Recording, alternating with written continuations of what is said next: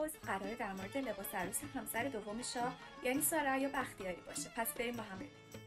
ثریا اسفندیاری بختیاری معروف به ملکه‌ای با چشمان زمردی، کسی که خواهر شاه انتخابش میکنه برای اینکه به همسری شاه در بیاد.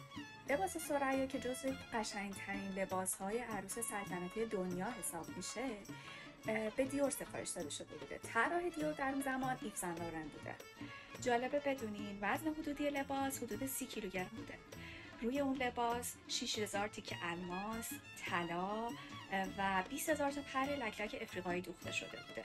20 متر ابریشم توش استفاده شده بوده و دنباله خیلی بلندی داشته و اون وزن و دنباله بلند راه رفتن رو برای ثریا سخت کرده بوده. گفته میشه که قبل مراسم 8 متر از دنباله لباسش رو میبرن که بتونه راحت باش راه بره. این لباس بعد از فوت ثریا بختیاری توی یک حراجی به قیمت $1,200,000 به فروش میرسه و تمام پول اون برای خیریه استفاده میشه.